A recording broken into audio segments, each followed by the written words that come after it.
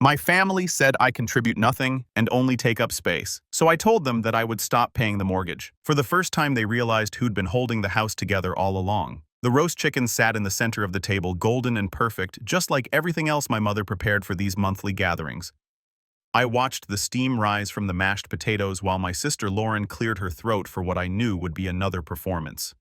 So as I was saying, Lauren continued, her voice carrying that particular tone she reserved for moments when she wanted everyone's attention. The renovation on our guest bathroom is finally complete. Marble countertops, heated floors, the works. Derek spared no expense. Her husband Derek nodded smugly from beside her, his arm draped possessively across the back of her chair. My nephew Tyler, all of 8 years old, was playing with his food while my parents sat at opposite ends of the table like monarchs surveying their kingdom. "That sounds lovely, sweetheart," Mom said, beaming at Lauren with a kind of pride that used to make my stomach turn. Now it just made me tired. I kept my eyes on my plate, cutting my chicken into smaller and smaller pieces. This was my strategy for these dinners. Stay quiet, stay invisible, get through it, go home. "Must be nice having Derek's income," Aunt Patricia chimed in from across the table. She was Mom's sister, and she never missed these dinners, probably because the food was free and the drama was entertaining. "A senior partner at 35, that's impressive." 36, Derek corrected, though nobody had asked. "Just had a birthday last month." "Which reminds me," Lauren said, and I felt something shift in the air. The hairs on the back of my neck stood up. "We've been talking, and we think it's time we address something as a family." Here we go, I thought. I set down my fork. Lauren reached over and squeezed Mom's hand. "It's been bothering Mom and Dad for a while now, and honestly it bothers Derek and me too. We just think someone needs to say it." My father, who had been quietly eating until this point, suddenly looked very interested in his wine glass. Mom's expression transformed into something softer, more sympathetic, which was somehow worse than her usual critical stare. "Say what?" I heard myself ask, even though I knew I shouldn't engage. Lauren took a deep breath like she was preparing to deliver difficult news. "Surely you're 32 years old. You've been working at the same mid-level marketing job for 5 years. You're still renting that tiny apartment downtown. You drive a car that's nearly a decade old." "My car runs fine," I said quietly. "That's not the point." Lauren's voice took on an edge. "The point is, you're not moving forward. You're not contributing. You're just existing." Derek nodded sagely, as if Lauren had just quoted philosophy instead of spouting nonsense. Tyler asked if he could be excused, and Lauren told him to sit still. "I have a good job," I said, hearing the defensive note in my voice and hating it. "I pay my bills. I'm doing fine." "Are you, though?" This came from Aunt Patricia, who apparently felt entitled to weigh in on my life. When Lauren and Derek bought their house, they invited the whole family to a housewarming party. When they had Tyler, there was a beautiful nursery ready. They contribute, they build, they achieve. My hands were shaking under the table. I pressed them against my thighs.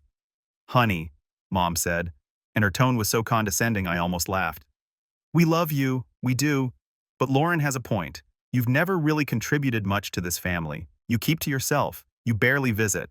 And when you do come around, you don't bring anything to the table, literally or figuratively."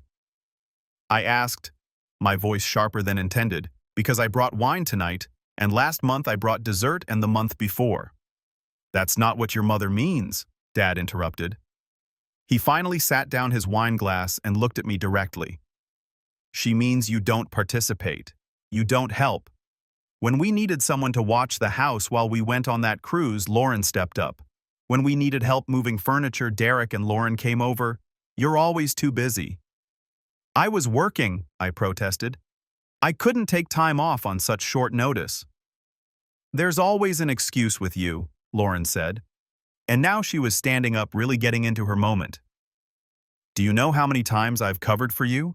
How many times I've had to explain to people why my sister can't be bothered to show up for family events? What events? I'm here every month for these dinners. Tyler's birthday party last year, you left after an hour. I had food poisoning. Did you, though?" Lauren's eyebrows rose dramatically. "Or were you just uncomfortable because everyone there was successful and you felt out of place?" The table had gone silent. Even Tyler had stopped fidgeting. Everyone was staring at me, waiting to see how I would respond to this ambush. I don't know what you want me to say, I managed. Lauren sat back down, folding her hands on the table like a CEO leading a board meeting. I want you to acknowledge that you've been a disappointment, that you've let this family down, that while the rest of us have been building lives and contributing to something bigger than ourselves, you've been coasting along, taking up space. Lauren, I said, my voice barely above a whisper, that's cruel. It's honest, she shot back. Someone needed to say it. Mom and Dad have been too nice, too patient with you. But I'm done watching you drift through life while they worry about you constantly. I looked at my parents. Dad was studying his plate again. Mom was dabbing at her eyes with her napkin like this whole thing was making her emotional instead of being something she'd clearly orchestrated. Is this true? I asked them. You told Lauren you feel this way about me. We're concerned, honey, Mom said. We just want better for you. Better, I repeated. The word tasted bitter. Look, Derek chimed in because apparently he felt his input was needed. I'm going to be blunt here. At your age, Lauren and I already had our house, our son, our careers on track. We had something to show for our efforts. What do you have? The question hung in the air like smoke. What did I have? I had exhaustion. I had anxiety. I had years of watching my sister get praised for everything, while I got criticized for not being enough. I had a relationship with my parents that felt more obligatory than loving. I had monthly dinners where I felt like a ghost at my own family's table. And I had something else, something none of them knew about. You're right, I said suddenly, and everyone looked surprised. You're absolutely right. I don't contribute anything to this family. Lauren leaned back in her chair, satisfied. I'm glad you can finally admit it. Mom, Dad. I continued, looking directly at them. Lauren's correct. I haven't contributed anything meaningful. I haven't helped with your house or your renovations. I haven't been there for the big moments. Well, Mom said carefully, we appreciate you acknowledging that. So it's settled then, Lauren said, actually smiling now. Maybe this can be a turning point for you, Shirley. Maybe you can finally start making something of yourself. Around the table I saw nods. Aunt Patricia looked pleased with how this intervention had gone. Derek had that smug expression people get when they think they've helped someone see the light. Tyler was confused but quiet. I stood up. Every pair of eyes followed me. Since we're all in agreement that I contribute nothing, I said, keeping my voice steady and calm, then I suppose there's no reason for me to continue with the payments. Dad's fork clattered against his plate. What payments? I smiled. It felt strange on my face, unfamiliar. The $8,000 I've been transferring to your account every single month for the past 3 years. The money that's been covering your mortgage. The color drained from Mom's face so quickly I thought she might faint. Dad started coughing, choking on the wine he just sipped. Lauren's expression transformed from smug satisfaction to complete confusion. What are you talking about? Lauren demanded. I pulled out my phone, opened my banking app, and turned it around so everyone could see the screen. Transaction after transaction every month. $8,000 sent to an account under my parents' names.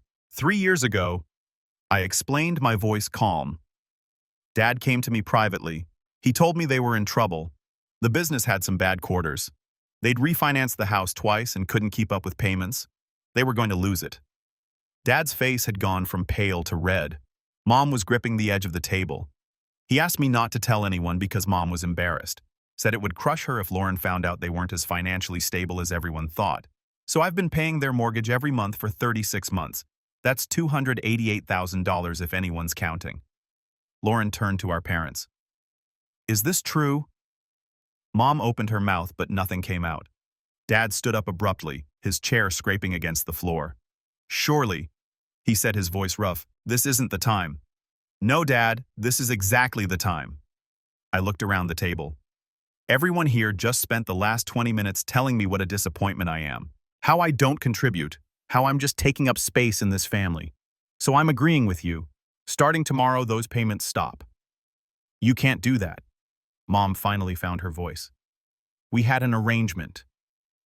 An arrangement. I let out a laugh that didn't sound like me at all. An arrangement you told me to keep secret so Lauren wouldn't know. An arrangement where I've been paying your bills while you let everyone think I'm a failure. Derek was doing math in his head. I could see it. His eyes had widened as he realized just how much money we were talking about.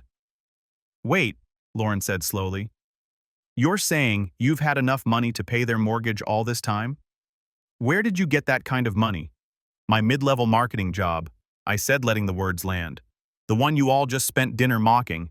I'm a senior strategist. I make $180,000 a year. I could afford a house like yours, Derek, but I chose to keep renting my tiny apartment so I could help our parents keep theirs.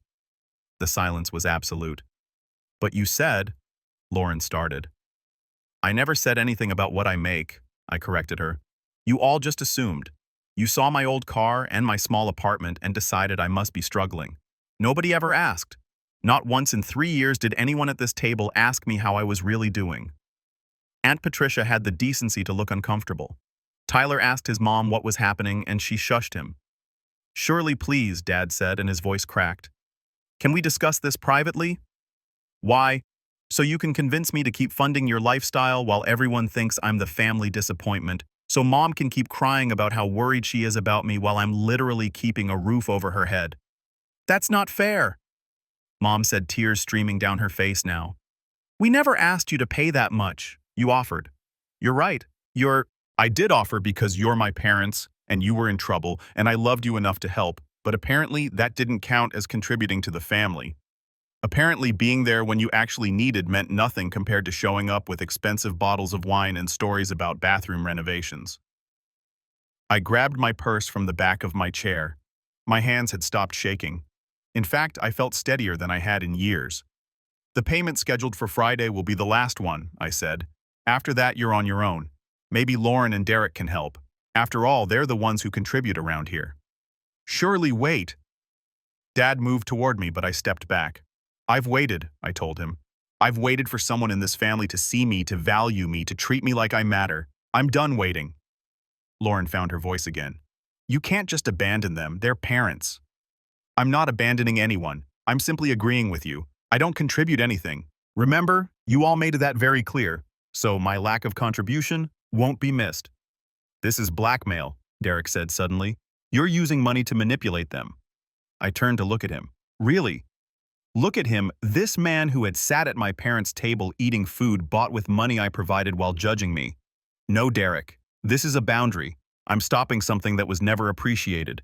If you think that's manipulation, maybe you should look up the definition. I walked toward the door. Behind me, chaos erupted. Mom was crying harder now. Dad was trying to explain something to Lauren, who was shouting questions.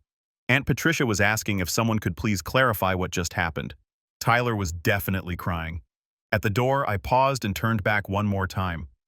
For what it's worth, I said, I really did get food poisoning at Tyler's birthday party.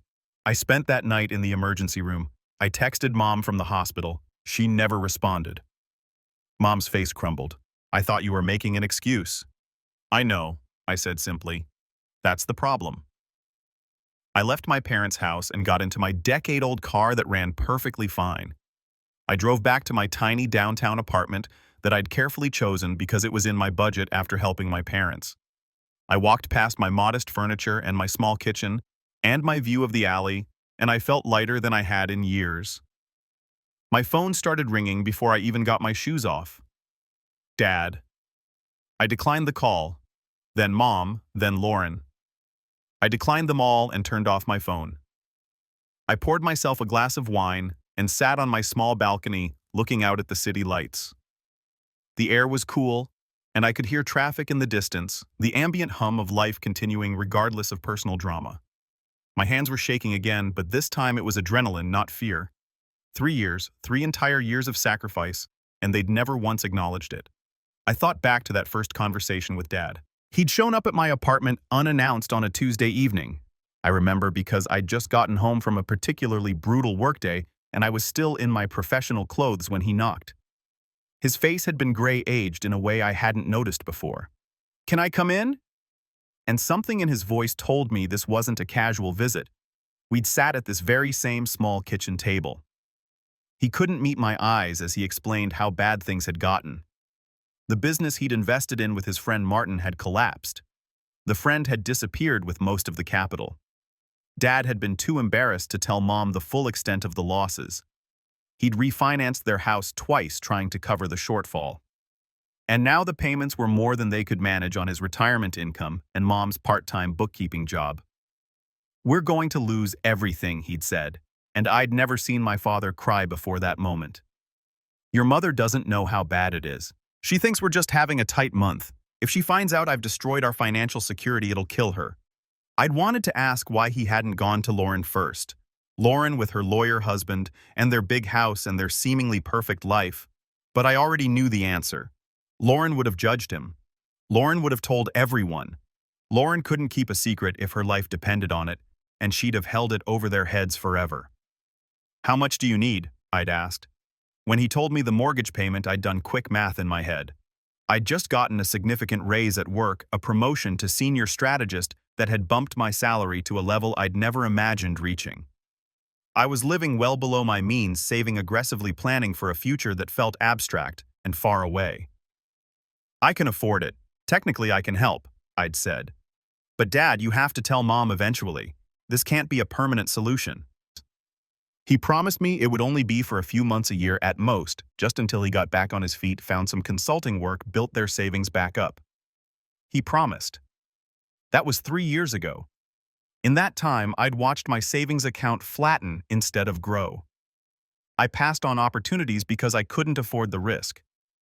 My coworker Jessica had invited me to invest in a startup with her, something that could have doubled my money, but I declined because I couldn't spare the capital. Another friend had asked me to go on a girls' trip to Hawaii, and I'd made up an excuse about work because I couldn't justify the expense. I'd dated someone for 6 months, a guy named Alex, who I'd really liked. When he started talking about moving in together, about finding a place we could share, I panicked. How could I explain that I couldn't afford to upgrade my living situation, that my modest lifestyle wasn't a choice but a necessity created by a secret I couldn't share? The relationship had fizzled out, and he told a mutual friend he thought I wasn't serious about a future together. He'd been right, but not for the reasons he thought. The next morning, I woke up to 47 missed calls and 32 text messages. I made myself coffee and read through them while sitting at my small kitchen table. "Dad, please call us. We need to talk about this." "Mom, I'm so sorry. I never meant for you to feel unappreciated. Please don't do this."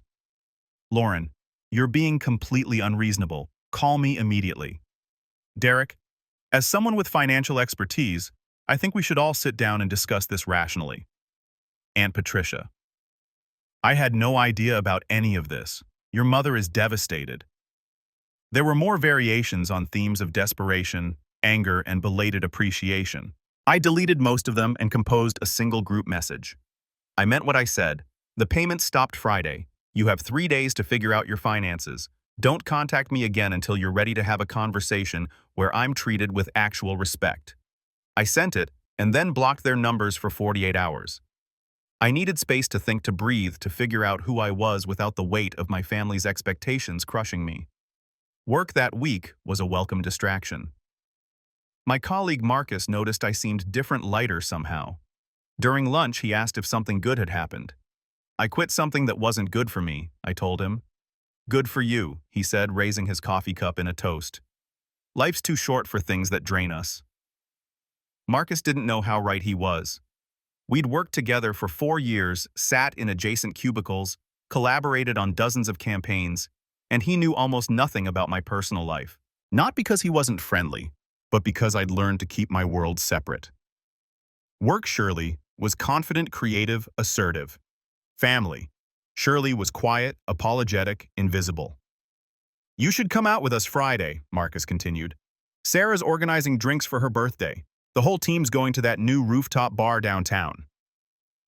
I declined every single happy hour invitation for 3 years.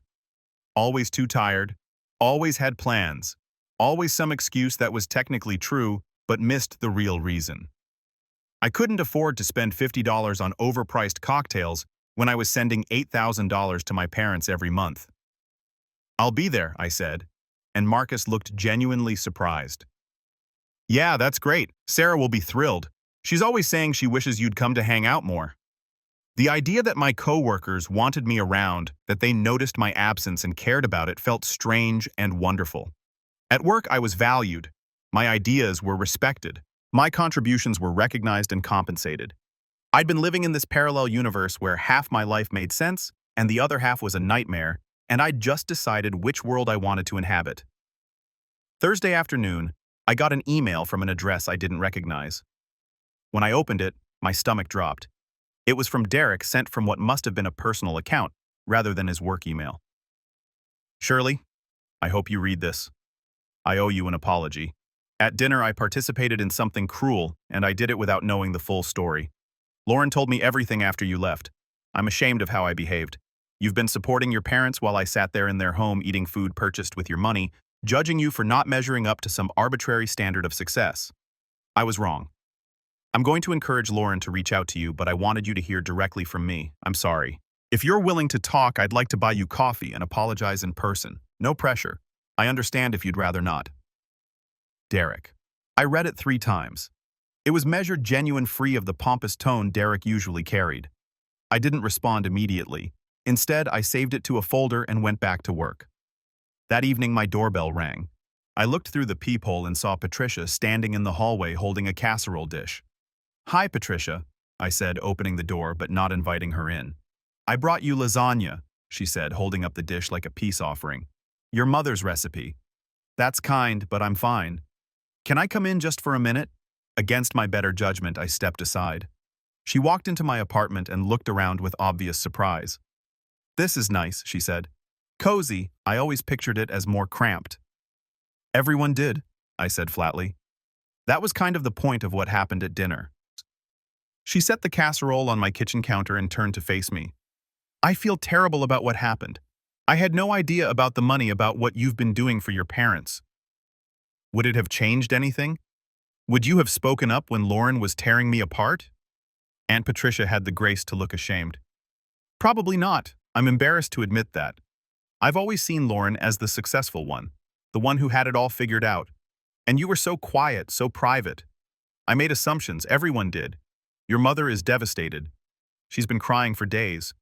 Your father barely speaks. They know they've lost your trust, and they don't know how to fix it."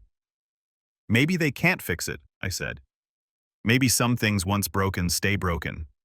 "You don't mean that." "I might. I haven't decided yet." I crossed my arms. "Why are you really here? Did my parents send you?" She sighed. "Your mother asked me to check on you to make sure you're okay, to see if there's any chance you'll reconsider about the mortgage payments." There it is. I felt anger rising in my chest. Even now, even after everything, it's still about the money. Not about how they treated me, not about rebuilding a relationship, but about whether I'll keep paying their bills. That's not fair. Your mother is genuinely worried about you. She should have been worried about me 3 years ago. She should have been worried every time Lauren made a snide comment about my life. She should have been worried when I spent Christmas alone because I was too busy to come to their party. But she wasn't. She was worried about her house and her reputation and making sure Lauren stayed happy. Aunt Patricia was quiet for a long moment. Then she said, "You're right. Everything you're saying is right. I'm not here to defend them. I'm here because I love my sister, and I love you, and I hate seeing this family fall apart." It was already falling apart, I told her. I was just the only one holding it together and nobody noticed. On Friday morning, I logged into my banking app and canceled the recurring transfer. My finger hovered over the confirm button for only a second before I pressed it. Done. My phone immediately started buzzing. A text from Dad. "Please don't do this. We can talk. We can fix this." Another from Mom. "Surely, please, I'm begging you. We need that payment."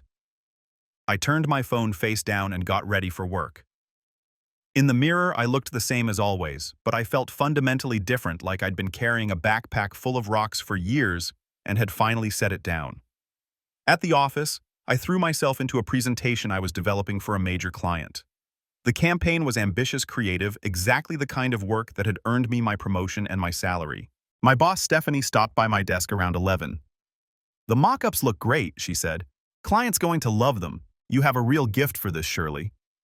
"Thanks," I said, and actually meant it. "You seem energized lately, more engaged. Whatever you're doing, keep it up." If only she knew that what I was doing was blowing up my family relationships and canceling 6-figure financial commitments. But she was right. I did feel energized. Around 2 in the afternoon, my phone rang from an unfamiliar number. I almost declined it, but something made me answer. Surely, it was Mom calling from what must have been a neighbor's phone. The payment didn't go through. Please, we need to talk about this. Mom, I told you the payments are done.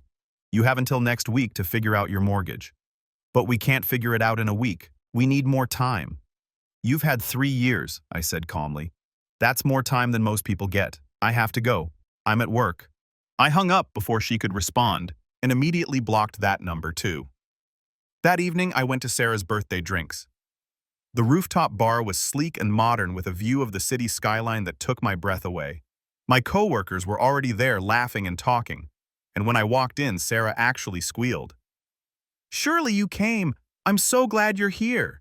She hugged me, and I realized this was the first genuine, uncomplicated affection I'd received in months.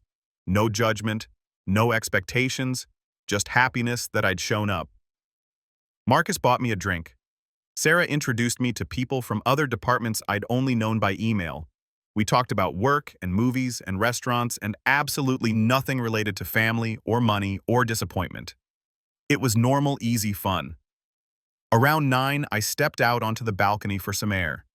The city stretched out below millions of lights, millions of lives being lived. Somewhere out there, my parents were probably panicking about their mortgage. Lauren was probably crafting some strategy to fix everything. But here in this moment, I was just Shirley. Not the disappointing daughter, not the secret benefactor, just me. "You okay?" Marcus had followed me outside. "Better than okay," I said. "This was really nice. Thank you for inviting me." "We've been inviting you for years," he pointed out gently. "What changed?" "I did?" I said simply. "I stopped living my life according to other people's expectations." "Good," he said. "For what it's worth, you seem happier." When I got home that night, there were 17 missed calls. I listened to none of the voicemails. Instead, I ordered takeout from my favorite Thai place, the one I'd stopped ordering from because it was too expensive. I ate pad thai on my couch, watching a mindless action movie, feeling more content than I had in years. Saturday morning brought a knock at my door. I knew who it would be before I opened it. Lauren stood there looking worse than she had at my office. She'd been crying, her eyes red and puffy. "Can we please talk?" she asked. I let her in.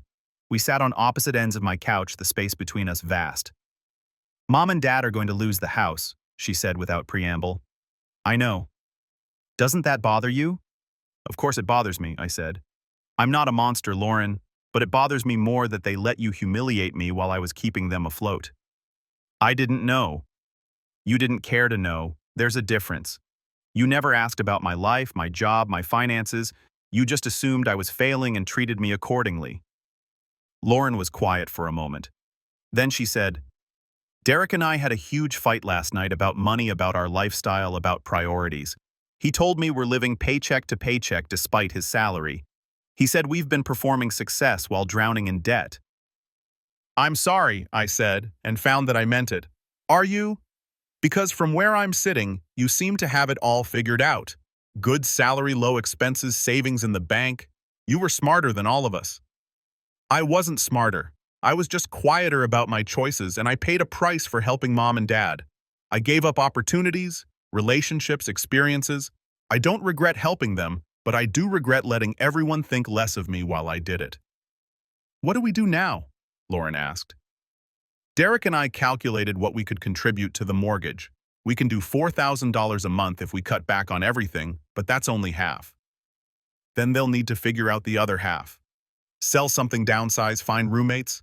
I don't know, Lauren, and honestly, it's not my problem anymore. They're parents and they're adults who made financial decisions that didn't work out.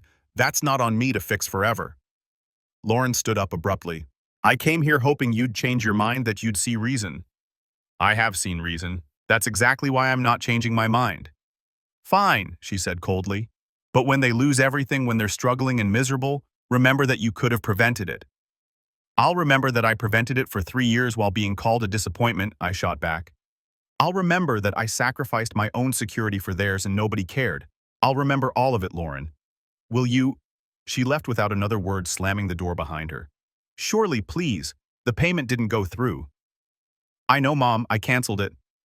But the mortgage is due. If we don't pay by next week, we'll start accruing late fees. Then I suggest you figure it out. Sell something, cut expenses, ask Lauren and Derek for help. Those are the same options you would have had 3 years ago if I hadn't stepped in. You said you'd give us until Friday. Today is Friday.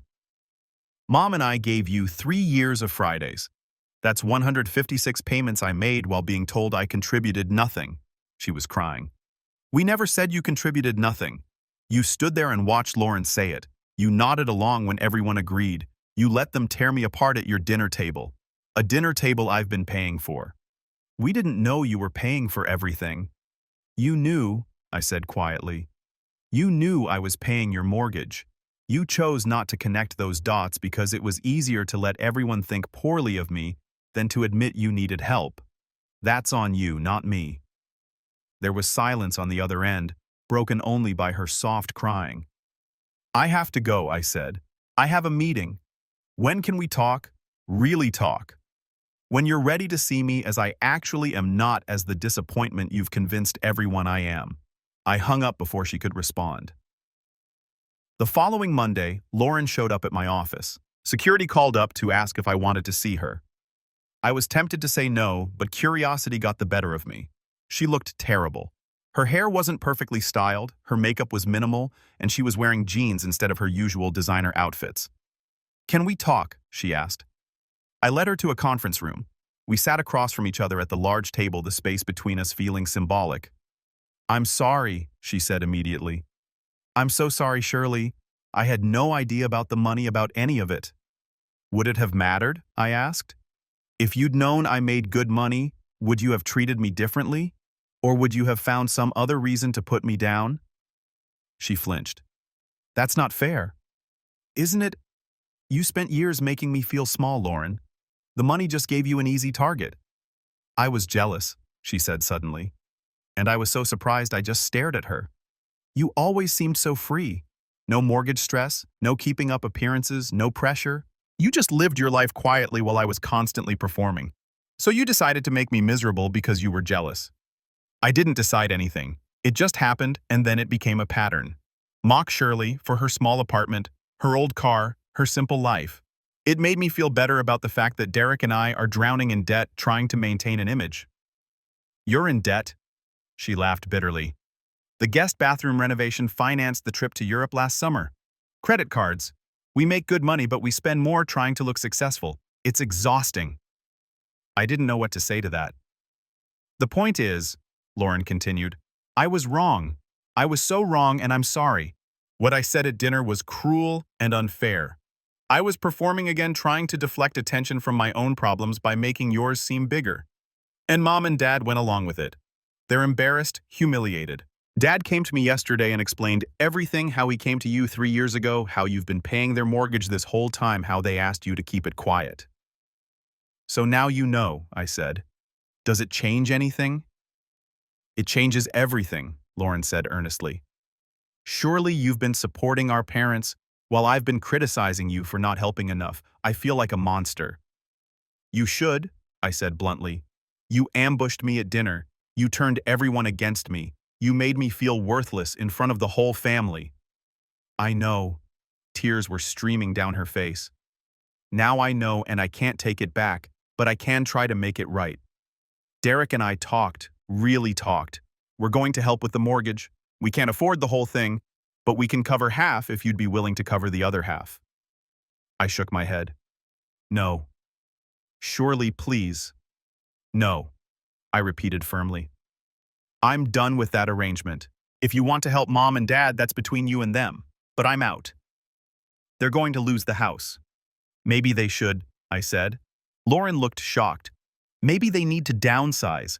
Maybe they've been living beyond their means for too long. Maybe losing the house would force them to make real changes instead of just accepting money from me while pretending everything is fine. You don't mean that? I do, Lauren. They let me be the family scapegoat for 3 years while I was literally keeping them afloat. They never defended me. They never acknowledged what I was doing. They joined in when you called me a disappointment. Why should I keep protecting them from the consequences of their own choices? Lauren sat back in her chair, deflated. So that's it. You're just done with all of us. I'm done being treated like I don't matter. If any of you want a relationship with me, it starts with respect. Real respect, not just appreciation for my bank account. What do we do now? You figure out how to help mom and dad if you want to. You apologize to Tyler for making him watch that scene at dinner. You work on your own marriage and your own debt, and maybe eventually we can try to rebuild something, but it won't look like it did before. Lauren stood up slowly. For what it's worth, I really am sorry. I've been a terrible sister. Yeah, I agreed. You have been. She left and I sat alone in the conference room for a few minutes processing. My phone buzzed with a text from Marcus. Meeting starting soon. You okay? I smiled. On my way, I'm good. And I was, for the first time in 3 years. I was actually good. The weeks that followed were difficult. My parents tried every approach, guilt-anger bargaining promises to change. I held firm. I showed up to a family therapy session they arranged, but only after they agreed to certain ground rules: honesty, accountability, no manipulation. In that session, Dad finally admitted he'd been in financial trouble for 5 years, not 3. He'd made bad investments, tried to hide the losses from Mom, and dug himself deeper, trying to fix things. When I offered to help, it had felt like a lifeline, but also like a shameful secret. Mom admitted she'd known I was struggling emotionally at those family dinners, but had never said anything because she didn't want to rock the boat with Lauren. She'd taken the path of least resistance, which meant sacrificing me to keep Lauren happy. Lauren attended too with Derek. They admitted they'd been using their lifestyle to measure their worth, and seeing me live simply had threatened that narrative. Tearing me down had been easier than examining their own choices. It was painful and messy and necessary. I didn't forgive them immediately. Forgiveness, I learned, isn't a single moment, but a process. Some days I was angry. Some days I was sad. Some days I felt nothing at all. My parents did lose the house eventually. They couldn't make the payments even with Lauren and Derek helping. They moved into a much smaller condo, and honestly, they seemed happier, less stressed about maintaining appearances, more focused on what actually mattered. Lauren and Derek started going to financial counseling. They sold the house with the expensive guest bathroom and bought something more modest.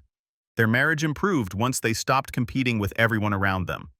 As for me, I kept my small apartment for another year before buying a place of my own. Not a mansion or a showpiece, but a cozy 2-bedroom with a great view and a mortgage I could easily afford. I adopted a dog. I started dating someone who thought my old car was charming, my job impressive, and my boundaries healthy. I went to family dinners again eventually, but they were smaller affairs at my parents' condo. Tyler was older now, and he apologized to me one day for not saying anything at that dinner years ago. I told him he was 8 and it wasn't his responsibility. He hugged me and it felt like something healing. Lauren and I rebuilt our relationship slowly. We'd never be best friends, but we became actual sisters. She stopped performing and I stopped hiding. We learned to be honest with each other even when it was uncomfortable. The day she called to tell me she was pregnant with her second child, she said something I'll never forget. I want this baby to grow up knowing their Aunt Shirley, the real you, not the version I made up to make myself feel better. I'd like that, I told her. Mom framed a photo from that therapy session and hung it in their new place. In it, none of us are smiling perfectly for the camera. We look exhausted and raw and real. Under it, she wrote, "The day we started over." Sometimes I look at my banking app and see the money accumulating that used to go to my parents.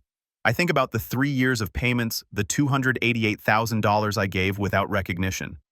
Part of me mourns that money and what I could have done with it. But mostly I feel proud, not because I gave the money, but because I knew when to stop. Because I recognized my worth even when nobody else did. Because I chose myself when it mattered most. That dinner where Lauren declared I contributed nothing and everyone applauded was the worst night of my life. But it was also the catalyst for everything that came after.